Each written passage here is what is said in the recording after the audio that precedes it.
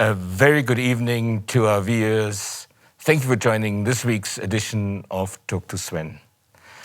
Due to unforeseen events, Denver Kisting can't join us this week, but hopefully next week again.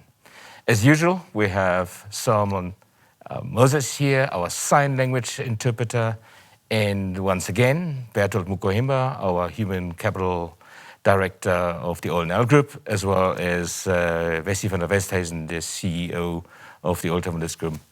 Selma, Wessie, Berthold, welcome to this week's show again. It's really great to have you.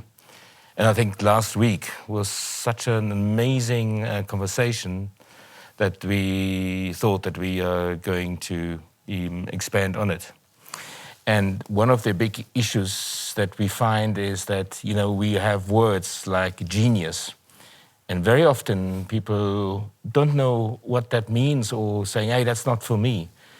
No, but it is not so. It is just language. It's just words, views of how we describe it. And it's described in so many different ways. And, obviously in our organization, we use the word genius. But there's many other organizations using it, using different words. It's also that we're using, for example, getting the best version of yourself. Other organizations may use, or other beliefs say, we're getting the superstar that you were actually born for or with. So this is what we are going to expand more. But before we go into this conversation now, allow us to look at a short clip by Bo Gerding, The Power of Positive Thinking. Enjoy this piece. What are you afraid of? And do you agree with that comment that you attract what you fear? You attract, not just what you fear, you attract what you feel, what you are, what you attract. What's on your mind? Yeah, it's like the law of physics. So I don't know how anybody can disagree with that. It's just ask any physicist; they'll tell you that it's true. David Mamet wrote a line in the play Edmund: "Every fear hides a wish," which I think is close to that. I still am very insecure in so many ways, but I wish I could give that gift to all my fans. You have the freedom to pull the superstar out of yourself that you were born to be. We are all born superstars. When things are going good and you visualize these good things happening, you visualize more good things happening, that's easy. What's not easy to do is when things are going bad and you're visualizing the good stuff. Champion Conor McGregor. Conor, you've been dreaming about this moment. You've been talking about this moment. Honestly, though, does it feel the way you thought it would? Yeah, it does. It feels beautiful. I dreamt this so much, so clearly, so precisely, and so frequently that it has manifested itself into reality. And that's what I am feeling right now. It's a dream come true. I would visualize things coming to me that I wanted or whatever. This was in like 1987, 85, yeah. And I had nothing at that time, so it was like, but it just made me feel better. It made me, at that time, all it really was for me was kind of making me feel better. I would drive home and think, well, I do have these things. They're out there. I just don't have a hold of them yet, but they're out there. Okay. So didn't you write yourself a check? I heard that you did. Is that true? I wrote myself a check for $10 million for acting services rendered, and I gave myself 5 years, or 3 years maybe. And I dated it Thanksgiving 1995. And I put it in my wallet, and I kept it there, and it deteriorated and stuff. But then just before Thanksgiving 1995, I found out that I was going to make $10 million on, I think it was Dumb and Dumber. Dumb and Dumber, yeah. So you visualize yourself like... Visualization works if you work hard. Yeah. Well, yeah, that's the thing. You can't just visualize and then, go eat a sandwich. Like, you just decide what it's going to be, who you're going to be, how you're going to do it. Just decide. And then from that point, the universe is going to get out your way. It's like it's water. It wants to move and go around stuff, So for me, I want to represent possibilities. I want to represent the idea that you really can make what you want. There are many ways to get the things that we want for ourselves in our lives. But basically, it all begins with how we choose to think. As you think, so shall you be. 7 little words that I think are perhaps the most important things that we can learn and master in our lives. This old proverb notion that I become what I think about all day long. And once you know that what you think about is what expands, you start getting real careful about what you think about. You don't allow your thoughts to be on anything that you don't want or that you wouldn't want to have manifest or show up for you in your life. Like attracts like. You have to understand, you are a magnet. Whatever you are, that's what you draw to you. If you're negative, you're going to draw negativity.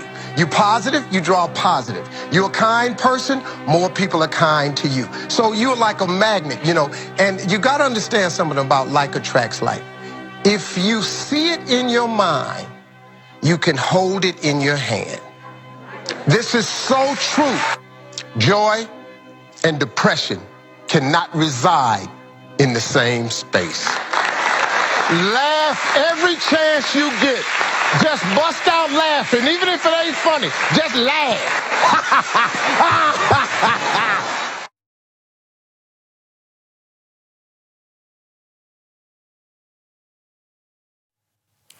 And welcome back. Wow, what an inspiration. I think I've seen quite a few, but I can't, seeing it now again, I can't imagine how important it is to see it again and again and again. Wessie, did this ever happen to you? Yeah, good evening, Sven. Absolutely. I can, you know, when I saw this saw this clip now, I can very clearly remember the first time that I really focused all my energy and all my thoughts and the language that I used for myself was to buy a dream car. It was 10 years ago. And as a young man, a dream car is a very important thing. And it's like exactly what the actor said. You know, it's one thing to dream it and to think it and to speak that language to yourself, but there's hard work that you need to do in order to achieve that. But there's always a positive mind. There's always this language of can do and won't give up. And when you struggle, you need to, again, focus on what you want. And that car was something I wanted 10 years ago. And, you know, 2 years later, I bought that car for myself. And, you know, as life continues, you start wanting different things. And, you know, if you believe it, you can achieve it. If you desperately want it and you understand why you want it. And it's just something that keeps you focused on that outcome that you want. And obviously, outcomes change. Lately, if you think about COVID-19, if you think about the COVID impact, not only on us as a group, but to the economy, you start thinking the livelihoods of people. And that changes your action, it changes your thinking, it changes your language, where you want a better life for people and where you want people to survive all of this. And it's really helped me to stay positive during this time. So yes, there's things that you want, but then it becomes more than that. It becomes something that you would want for other people as well. But you can influence that and you can act accordingly. So absolutely, I can relate, yes. Yeah, great, thank you, yeah. Well, inspiring. Berthold, in your side. Yeah, good evening, Sven. Good evening, viewers. I just watched the clip. I think it's really a very, very powerful clip. I'm trying to relate it to my own life experiences. When I decided to buy a house, which I will call my own house. And at the time of deciding, I did not know. I did not have money. I did not have a deposit. But I decided that one day I want to own my own house. And just by way of thinking and visualizing that I will one day be sitting in my own house, I started developing positive thoughts. I started seeing possibilities that I never knew existed in terms of asking the right questions to the right people, the right real estates, the right prices, the right neighborhoods, and so on. Before that, I never thought about that. But when I took the decision that, look, and visualized that I would have my own house and so on, possibilities started to open up, and I started seeing opportunities that I never thought about. So it really tells me about the power of thinking is it's just like a bomb. Yeah. But Berthold, as you said, I mean, you made the decision all of a sudden, to dream about that house. To share with our viewers, how did you come there? How did you decide that if I want that house, I have to dream about it, I have to think about it? How, maybe just to help our viewers, how do you make that change from saying that's not what I want? I think something just occurred in me that, look, I need to move out of this extended family house. I'm getting not getting younger. So then I took the decision. And when I took that decision, I started then putting some actions in my own mind that, okay, as I said earlier, asking the right questions. Okay, if you want a house, you must have a 10% deposit or 5% deposit. Start saving money. Start reading newspapers. Start reading real estate sections in newspaper that I never read before. Just to expand my world and to open up what are the possibilities that are out there. I think sometimes you don't find what you are not looking for. Yeah, but if you look for something and you really look, you sometimes find the opportunities that takes you there. Yeah. So, in other words, it is that decision, and is that you develop that whole world around it to make it possible. And I think that's where, Wessie, I need to come back to you, where you said it's hard, to do that. And I think that's exactly what happens to most people. We share this, and then people say, yeah, but you can talk. It's easy. And maybe before but for me, it's different. Yeah, before Wessie comes in, I think it starts with the outcome in mind. You see the outcome, and then you start walking towards that outcome. Sure. But the thing is, it's now to realize, I think it's a very important part for our viewers, is you have to make a decision. Yeah. Number one. Then comes, I think what you said is now, you visualized. Yeah. Okay? You read up the things and everything that, that could, help you. Mm-hmm. But there's something, most people then say, yeah, but, you're in that position now. Yeah. It's so easy for you to talk. Yeah. But I think it's for us to really understand what's the hard part and, to overcome that. Yeah. I think, if it was that easy, then the world would have been a completely different place. But Sven, the way I look at it is you need to mentally own it even before you really own it. It's so important for you to mentally achieve or have what it is that you dream of, the thing that you want, that you wish for. And it's a state of mind, it's a language that you continue to say the same things to you based on that outcome that you want. But you need to mentally own it before you physically own it. And mentally owning it is bringing that positive mindset. It is rearranging your thoughts and your actions in order to continue to keep focus on what it is you want to achieve. But it's really that feeling, if you think about, and maybe the viewers know what I'm talking about, but if you think about something that you desperately want or that you would want for somebody else, there's that feeling that comes over you, of complete joy, complete happiness. And you need to have that feeling, you need to feel that before you really own it. And by no means is it easy. It is extremely difficult because, life throws you curveballs and it comes your ways, and there's times that you think, I'm not going to continue to, go after this what I want, but you need to stay true to yourself. You need to stay true to that commitment, because it's really a commitment that you made to yourself. And applying positive thinking and positive language, and really keeps you on that road. But it's definitely not easy. It is a very difficult thing. But you need to remind yourself of why you wanted that specific outcome and how that will change your life or somebody else's life, and you need to commit to that. Yeah, I think that's a very good point you raised now about you need to know why.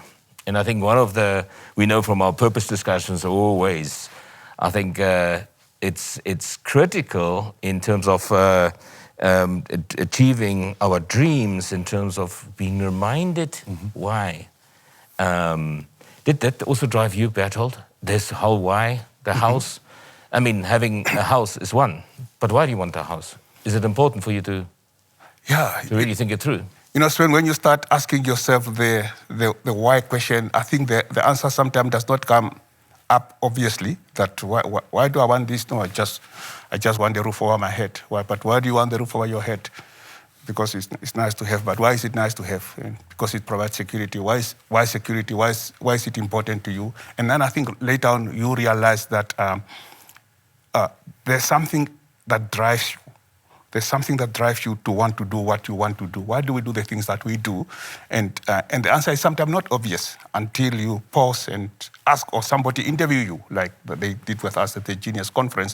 Why do you want to do? Why are you doing the things that you do, and why do you want to do it? And it sometimes starts with a physical thing, like a house over my head and a roof over my head and so on. But the more you ask this why question, then you realize that it's actually it's much more providing security to family and giving opportunities to people to grow up in a stable environment for your children and so on and so on. So this why concept is really very powerful, and it drives you towards what we call a purpose. What is my purpose? Why am I doing the things that I'm doing? What drives me? What makes me to wake up in the morning to go to work? And why do I have to go to work and so on? Yeah. Beautiful, yeah. Wessie, on the why, explain a little bit more. Yeah, what is it? What makes you want that car now? Why? So, how do you keep yourself, give that fire, that burner on? I think the why for me, if I have to explain it to somebody, it is a self-study of who you are, why you do the things you do, and why you act in a specific way. It is really a self-study. As human beings, we love to study people, but I think one of the most difficult things to do is to study ourselves and to understand ourselves better. Not only who we are and where we're coming from, but really why are we here? What is our purpose in life? And if you start studying yourself and you start unpacking the why is so critically important. It's the compass of what it is that you want to achieve. Really understand why you tick the way you do, why things are important to you, and to unpack that, to study that, to realize what your purpose in life is. And again, like I said last episode, my purpose in life is to create the environment for people to be the best that they can possibly be. And for me, that is really, really important, because in a way, I only get that satisfaction, that feeling, when I see other people experience that. So it fuels me, it feeds me. But it is unpacking your DNA. It's unpacking why you are here. What is it that the impact that you can make, and the feeling that you get when you can make that possible, not only for yourself but for other people as well. Beautiful, yeah. I'm also preaching always at all the different sessions the importance of studying yourself. I always make that joke about buy a mirror at one of those retail outlets here, whether it's Pupkewitz or Game or something. Yeah. To be really spending, we should be spending a lot more time with ourselves. And we are with ourselves the whole life. So why don't spend some time with ourselves too? Do you study yourself, Berthold? It's difficult to study oneself. It's difficult to study oneself. Yeah, but I think through these exercises, I sometimes ask myself the question, but who am I? Why do I do the things that I do? And so on. And sometimes the answers are not obvious. As Wessie said, we study other people, we study other environments and other phenomena, but the last person that we study is ourselves. Yeah. I know, and that's the whole thing. And I think all these different things that we're exploring here is that we often miss the obvious. And one important ingredient, as we know, is of course our accomplishments. We forget that we got somewhere to where we are today, and certainly not without any accomplishments. Any thoughts on the accomplishments, Wessie? Yeah. How important is that? I think it's critically important for anyone to celebrate who you are, and in order to celebrate who you are, you need to start, listing the accomplishment that you've achieved in life. And the reason why that is so important is it takes you back and it puts you into that state of mind, that positive attitude, that positive mindset of so desperately wanting something and then working towards it, then achieving it, then setting the goal, to the next thing. And it's really important to list those accomplishments, because there's a specific behavior, there's a specific language that that you've used to achieve those things, no matter how small or how big it was. It is the accomplishments is putting you into that mindset and reminding you what you're capable of when you are in your best version, when you have that positive mindset. And for you to achieve the great things that, anyone wants to achieve in life, the number one and the departure point is your state of mind, your thinking, your language, the things that you say to yourself, and the commitment that you show towards that. Mm-hmm. Great. Berthold, how important are accomplishments to you? Sven, very important. But what I wanted to say is that nobody really, sit back and start listing their own accomplishments without being prompted by something and so on. But the moment you do it and you list 10, 20 or 30 of your accomplishments, and then you look back and you look at them and say, but wow, how did I do this? How did I do this? But when you ask the question further, but what was I thinking? What were the words that I was telling to myself to say I want to save money to buy a car or a house or finish school and all those kind of stuff? And I think that is the empowering aspect of this whole thing, the realization that you have accomplished all these things, and you ask yourself the question, but if I have done this before, then I can do other things. I think that is what is the feeling and the liberating moment of it, that I'm actually blessed with a powerful intellect or memory, but look at what I have accomplished. If I have done this, I can do other things, bring on the other challenges. Or let me take a stand on other things that I want to accomplish in my life. Why do you think is it that it's so difficult for us to list them? I mean, you mentioned earlier, you really you have to be told to do it and so forth. Why do you think it is so?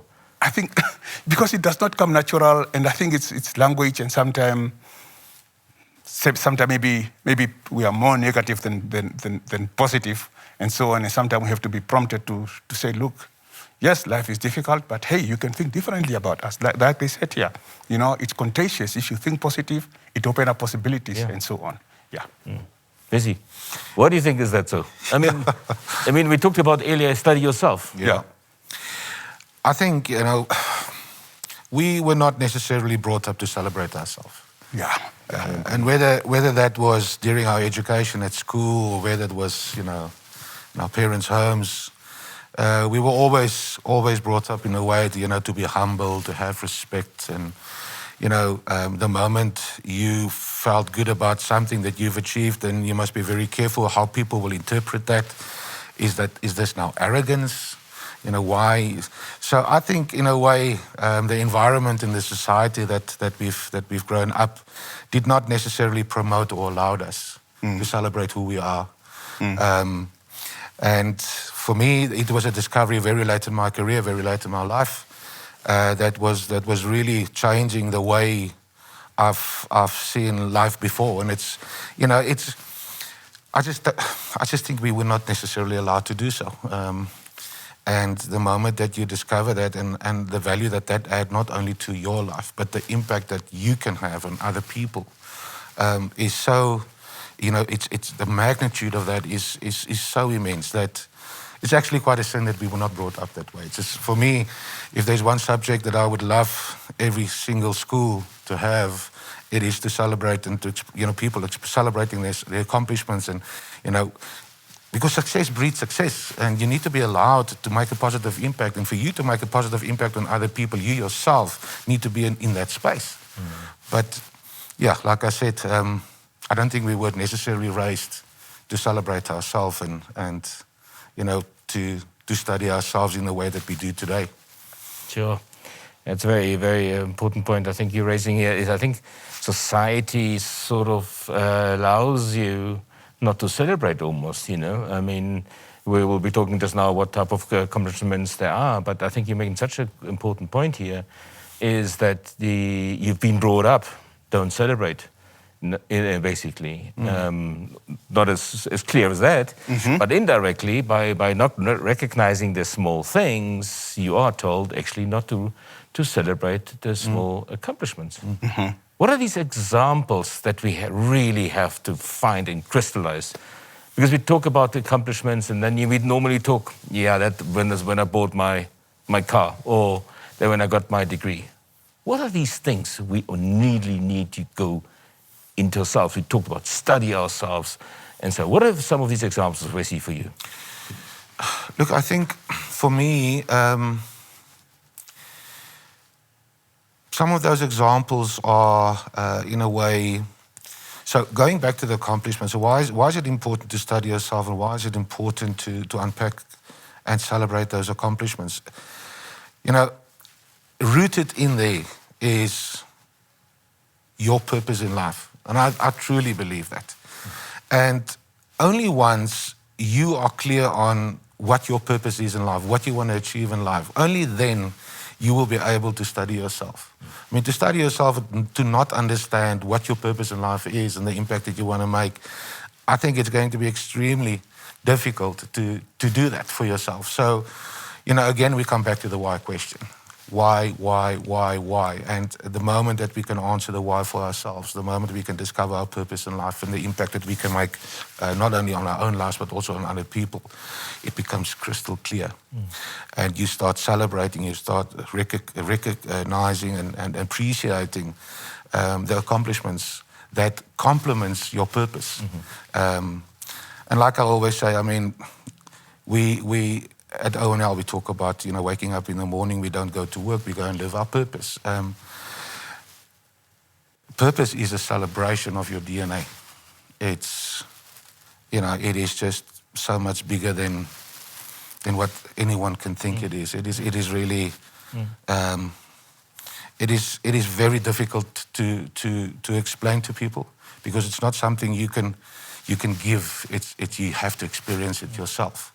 But the journey to explore that and to discover that for yourself, obviously, is what we're trying to do in order for more people to understand their purpose in life, to not only improve and better their own lives and their own circumstances, but to make that possible for other people, because that is really our purpose. Right, yeah, thank you. Berthold, how can you share? How can we go about this to share with our viewers? Give us some examples, and what you tell our viewers? Yeah, I think as well is two things. First of all, as we said, the power of thinking, the power of mind, and so on. But I think when it comes to purpose, nobody tells you what your purpose in life is. You actually discover it yourself and decide for yourself. My purpose in life is to do X, Y, and Z. For example, my purpose, what I have discovered, and discovered it late in my life, actually, in my career, is that my purpose in life is to give hope to people, to create conditions for people to succeed, and to mentor people to become, as we say in O&L language, to become the best versions of themselves. So maybe I was born with it. I did not know about it until this question started to being raised, but until I started looking back at my whole career along the way, what I did to impact other people, to become great, to create conditions for them to go to school, and through philanthropic work in schools, small schools in rural communities, and so on. So, but it's something that drives me. And really, I think for our viewers out there, it's a question that they need to ask themselves. Why do I do the things that I do, and what is actually my purpose in life? Yeah. And I think that's the whole thing, to build the confidence, are these accomplishments. And I think, if I can just briefly give one or two examples as well. I think the accomplishments as little as being thankful for the day you had. Thankful for a great morning, thankful for a great meeting, thankful, being proud that you've done your driver's license, being proud that you've done every year of school, for example, that you completed your school. And if you haven't, then there's something else. There's every time something, every day, that you accomplish. And I think these are important for us, as which we want to share with the viewer, of course. We can't overemphasize it, that the little things make up the big things. Any thoughts on that one, Wessie? Yeah, it's so true, Sven. It is really showing gratitude to yourself. You know, and like you said, how small it even might be, whether it is, whatever it is really, really appreciating, celebrating, and showing yourself gratitude for the things that you've achieved, independent of size and magnitude. It's celebrating yourself. Yeah. That's awesome. Yeah. Yeah, maybe. Yeah, I think with the little things we take for granted. You know, I ran a very successful meeting this morning. We take it for granted and so on. But if, as you say, if one start being thankful for all your little successes, as you said, the little things build, breed bigger things and so on. And it gives you a balanced state of mind, a state of being that I'm actually in good shape because you are how you feel. You know, if you feel good, you're gonna have a great day. And if you don't feel good, you're not going to have a great day, and so on. So, but if you celebrate all these little successes, and so on, it actually makes you to feel better. And if you feel better, you think better, and you execute better. Mm-hmm. Yeah. Yeah, I think for us, especially in this week's edition, it was very important to share with you how important it is to celebrate yourself. Give recognition to yourself. You're a superstar. You just, as we heard earlier in the clip, just do something about it. And I think the little thing for this week we can give is that do that list. Look at, and maybe you go buy a mirror if you don't have one. I'm sure you have one. Have a look at you.